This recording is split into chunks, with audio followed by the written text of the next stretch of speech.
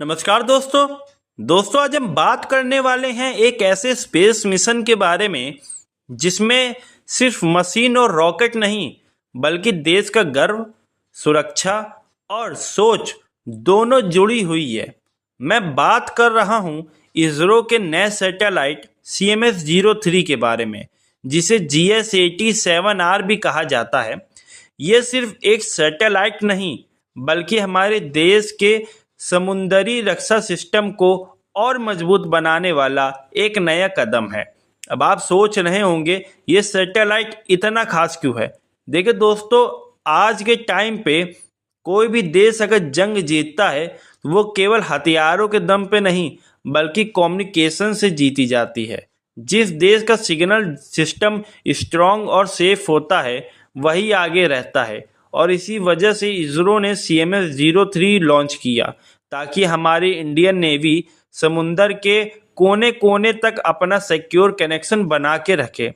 ये satellite launch हुआ था 2 नवंबर 2025 को, यानी कल हुआ था। हमारे सबसे ताकतवर रॉकेट LVM-3M5, जिसे लोग बाहुबली रॉकेट कहते हैं, उसके जरिए श्रीहरिकोटा से लॉन्च हुआ था। ये वही रॉकेट है जिसे चंद्रयान 3 में भी यूज किया गया था। CMS-03 का वेट लगभग 4400 किलो है, मतलब अब तक का सबसे भारी कम्युनिकेशन सैटेलाइट जो पूरी तरह से इंडिया में बना और इंडिया से ही लॉन्च हुआ है। और ये हमारे लिए एक बहुत बड़ा अचीवमेंट है, क्योंकि सबको पता है जब अब तक पहले जितने भी सैटेलाइट या रॉकेट लॉन्च करे गए वो सब फॉरेन की कहीं ना कहीं उसमें मदद रहती थी, लेकिन ये पूरा इंडिया में बना भी है और इंडिया से ही लॉन्च हुआ भी है। तो इसीलिए इसमें कोई भी फॉरेन का मदद नहीं है, जितना भी है सब कुछ इंडियन है। लेकिन चलिए अब समझते हैं ये करता क्या है। CMS-03 एक ऐसा सैटेलाइट है जो हमारे नेवी के शिप्स, सबमरीन्स, एयरक्राफ्ट और कमांड सेंटर के बीच में एक स्ट्रॉन्ग लिंक बनाता है। इसके जरिए वॉइस, वीडियो और डाटा एकदम फास्ट और सेफ तरीके से ट्रांसफर होता है। मतलब अगर एक इंडिया की वॉरशिप इंडियन ओशियन के एकदम कोई दूर हिस्से में भी होगी तो वहां पे भी उसका कनेक्शन कभी नहीं कटेगा। और यही हमारे देश के लिए सबसे बड़ी बात है, सिक्योर कनेक्शन, वो भी बिना रुकावट के, क्योंकि ये बहुत बड़ी दिक्कत भी थी और ये सबसे बहुत बड़ी बात भी है। लेकिन सबसे इंटरेस्टिंग चीज ये है कि CMS-03 पुराने GS-87 रुकमनी का अपग्रेड वर्जन है। रुकमनी 2013 में लॉन्च हुआ था, लेकिन वो यूरोप के रॉकेट आर्यन 5 से किया गया था। अब CMS-03 पूरी तरह से अपने देश के रॉकेट से लॉन्च हुआ, मतलब अब हम अपने हैवी सैटेलाइट्स के जरिए किसी फॉरेन हेल्प पर डिपेंड नहीं है।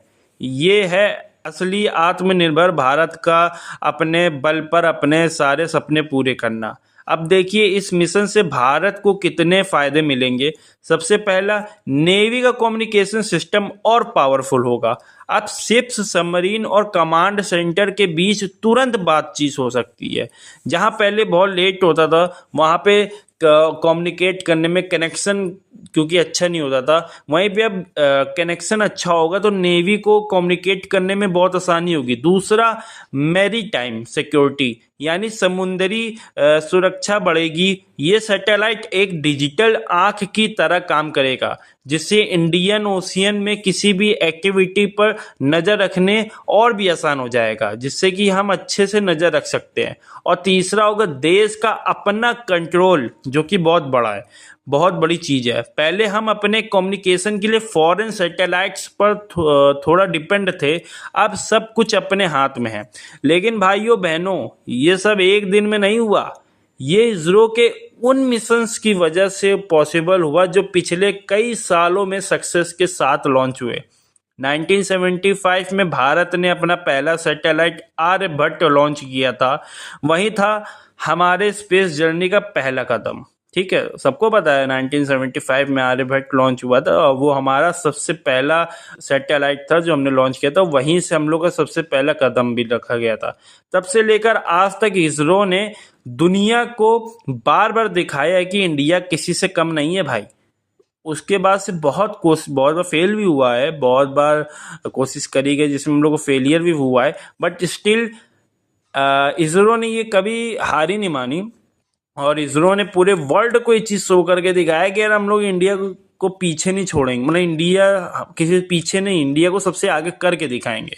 फिर 2013 में आया मंगलयान मिशन, यानी मार्स पर इंडिया का पहला सफर। ये दुनिया के सबसे सस्ता और सबसे सक्सेसफुल मार्स मिशन था और सबसे बड़ी बात, पहले ही अटेम्प्ट में सक्सेसफुल हो गया।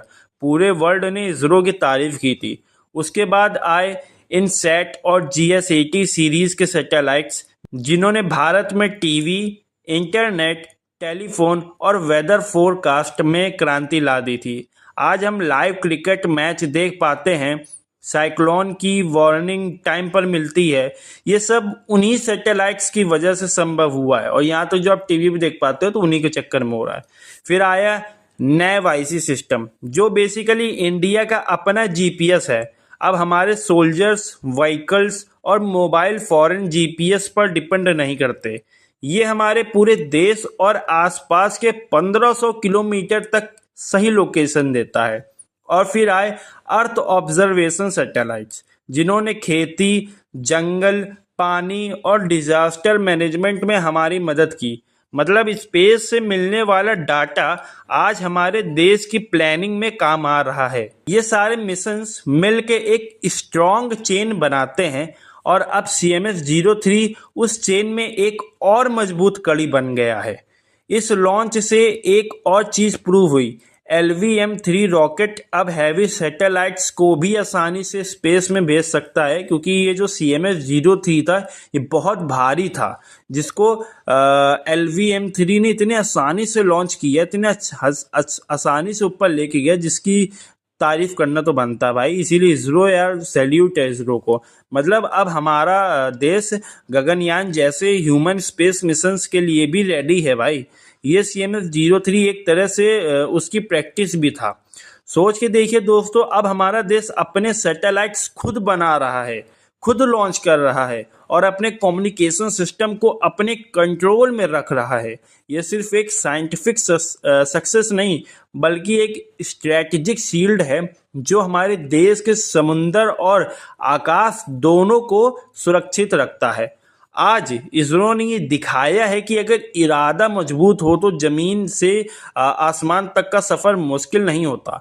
CMS-03 एक मिसाल है सेल्फ रिलायंस, साइंस और देशभक्ति की। तो दोस्तों, अगर आपको ये वीडियो पसंद आई हो तो लाइक जरूर करना, शेयर करना, ताकि और लोग भी भारत की इस उपलब्धि के बारे में जान सके।